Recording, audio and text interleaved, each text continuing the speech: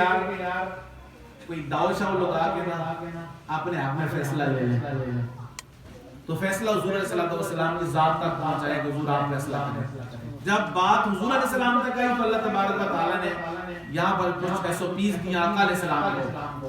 میرے پاس قرآن پاک ہے، سورۃ المائدہ ہے، اللہ تعالیٰ فرماتا ہے فَإِن جَاءُوكَ فَاحْكُم بَيْنَهُمْ أَوْ أَعْرِضْ عَنْهُمْ۔ سونے یہودی اگر آپ کے پاس فیصلے کے لیے آ جائیں، فَاحْكُم بَيْنَهُمْ، آپ ان کے درمیان فیصلہ فرما دیں، أَوْ أَعْرِضْ عَنْهُمْ، یا پھر چھوڑ دیں کو کہ اپنے کام سے کام رکھیں۔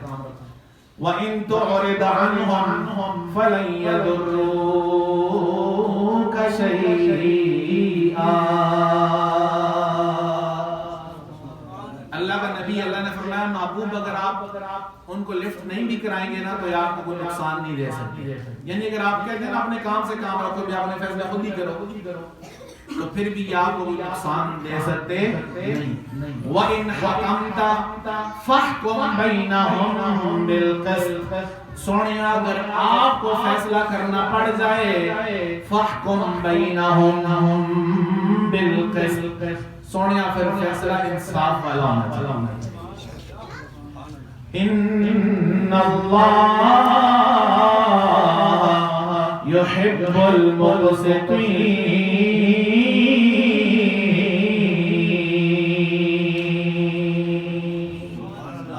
فرمایا اللہ انصاف کرنے والوں کو پسند کرتا ہے، اللہ انصاف کرنے والوں کو پسند کرتا ہے۔ پھر اللہ فرمایا وَكَيْفَ يُحَكِّمُونَكَ وَعِندَهُمُ التَّوْرَاةُ فِيهَا حُكْمُ اللَّهِ، فرمایا سونیا حتی الامکان یہ آپ کے پاس فیصلے کے لیے نہیں آئیں گے، کیونکہ اگر ان کو فیصلہ میرٹ پر چاہیے ہوتا تو تورات ان کے پاس ہے، فیصلے تو اس میں بھی لکھے ہوئے ہیں، لیکن یہ اس میں اپنی جان کو بچانا چاہ رہے ہیں، اس لیے تورات کو پیچھے کر کے اپنی مرضی کا فیصلہ کروانا چاہ رہے ہیں آپ سے۔ اس لیے سونیا تیرے پاس بات ہے، جو فیصلہ کس طرح کا ہونا چاہیے، حق والا ہونا چاہیے۔ آگے اللہ نے ڈیٹیل فرمایا وَكَتَبْنَا عَلَيْهِمْ فِيهَا أَنَّ النَّفْسَ بِالنَّفْسِ وَالْعَيْنَ بِالْعَيْنِ وَالْأَنْفَ بِالْأَنْفِ وَالْأُذُنَ بِالْأُذُنِ وَالسِّنَّ بِالسِّنِّ وَالْجُرُوحَ قِصَاص۔ فرمایا سونے ہم نے تورات میں یہ لکھا ہے کہ جو بندہ مارے گا اس کے بدلے بندے کو قتل کیا جائے گا، جو کسی کی آنکھ ضائع کرے گا اس کے بدلے میں اس کی آنکھ نکالی جائے گی، جو کسی کی ناک کو نقصان دے گا اس کے بدلے میں اس کی ناک کو نقصان دیا جائے گا، جو کسی کے کان کو نقصان دے گا اس کے بدلے میں اس کا کان کاٹا جائے گا، اور جو کسی کا دان توڑے گا بدلے میں اس کا دان توڑا جائے گا۔ والجروح قصاص، جو کسی کو زخم لگائے گا اس کا بدلہ لیا جائے گا۔ اللہ نے فرمایا یہ ہم سارا کچھ تورات میں بیان کر چکے ہیں۔ وَمَن لَّمْ يَحْكُم بِمَا أَنزَلَ اللَّهُ فَأُولَٰئِكَ هُمُ الظَّالِمُونَ۔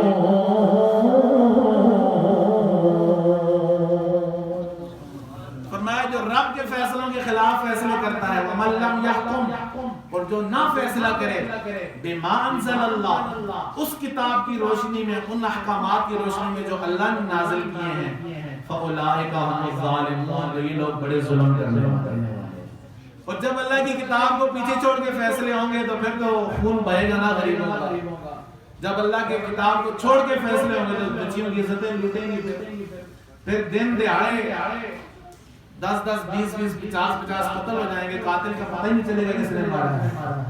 پھر یہ غریب رولتے پھریں گے سڑکوں کے اوپر، کیونکہ فیصلہ کرنے میں اللہ کی کتاب کو پس پش ڈال دیا گیا ہے۔ اس لیے حکمران وقت کی کچھ شرائط ہیں اسلام میں۔ پہلی شرط یہ ہے آزاد ہو، عاقل ہو،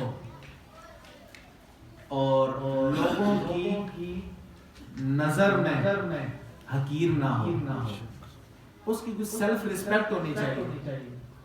صحیح ہم لوگ کہتے نہیں یار دی ذاتی زندگی پاؤں زانی یہ خیر ہے، کچھ نہ ساڈا کی تعلق بھائی جو اپنے 5 فٹ کے قد پر اسلام میں نافذ کر چکا وہ اتنے بڑے علاقے میں اسلام نافذ کرے گا۔ اس لیے اسلام پہلے اندر سے کھنگالتا ہے پھر اس کا آؤٹ پٹ دیکھتا ہے۔ فرمایا وہ مرد ہو، کیونکہ عورتیں کم عقل اور کم دین والی ہوتی ہیں، اور امام کے لیے شرط ہے کہ امام اپنی رائے اور فکر کی قوت اور لوگوں کے دلوں میں اپنا رعب و دبدبہ اور اپنی شان و شوکت کی وجہ سے مسلمانوں کے کام کرنے پر قدرت رکھنے والا، مسلمانوں کی خدمت کر سکتا ہے۔ اور امام کے لیے شرط یہ ہے کہ وہ شریعت کے احکام کا علم رکھنے والا ہے، انصاف اور اصابت رائے اور اپنی شجاعت کی وجہ سے احکام شرعیہ یعنی حدود، قصاص وغیرہ کو نافذ کرنے پر اور دارالاسلام کی سرحدوں کی حفاظت کرنے پر اور مظلوم کو ظالم سے انصاف دلوانے پر قدرت رکھتا ہے۔ یہ ہوتا ہے جناب مسلمانوں کا عمران۔ اس لیے بجلی، نالی، گلی پر ووٹ نہ دیں، ایسے بندے پیدا کریں جو اسلام کو نافذ کریں۔ وہ بندے کہاں سے لائیں؟ وہ اپنے بچوں کو دین کی تعلیم پڑھائیں، دنیا بھی پڑھائیں، دین بھی پڑھائیں۔ جتنوں کے ہم نعرے لگاتے ہیں، کتنی خدمت اسلام کی ہے کسی نے؟ کوئی یہ تو اتنا بری بات ہے کہ پاکستان کی اسمبلی میں پچھلی 2 حکومتوں میں بل پیش ہوئے کہ شراب کے لائسنسوں پر پابندی لگنی چاہیے، اور بل کس نے پیش کیے؟ ہندوؤں نے، کہ ہمارے نام پر لائسنس جاری ہوتے ہیں کہ پاکستان میں مائنورٹیز ہیں، اقلیتیں ہیں، غیر مسلم رہتے ہیں، ان کی وجہ سے لائسنس جاری ہو۔ وہ کہتے ہیں ہم نہیں پینا چاہتے، یہ مسلمان ہمیں بلیک میل کرتے ہیں، اور جن کو ہم ووٹ دے کر اسمبلی میں بیٹھتے ہیں انہوں نے کہا نہیں جی اس شراب پر پابندی نہیں ہونی چاہیے۔ کافر کہہ رہا ہے پابندی ہونی چاہیے، اور میرا اور آپ کا نمائندہ کہہ رہا ہے کہ نہیں شراب جائز ہونی چاہیے۔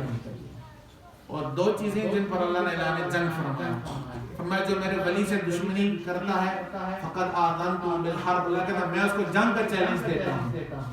اور فرمایا کہ جو لوگ سود نہیں چھوڑتے فَأْذَنُوا بِحَرْبٍ مِّنَ اللَّهِ وَرَسُولِهِ، سورہ بقرہ میں فرمایا پھر اللہ آ جاؤ اللہ کے ساتھ، اعلان جنگ ہے تمہارے ساتھ۔ وہ ہمارا تو ساری بینکنگ کبھی انٹرسٹ کے چکر میں، کبھی مارک اپ کے چکر میں، ہر چیز گن سے بھری ہوئی ہے، اور پیچھے جو ہم نمائندے بھیجتے ہیں جن کے ہم نعرے لگاتے ہیں۔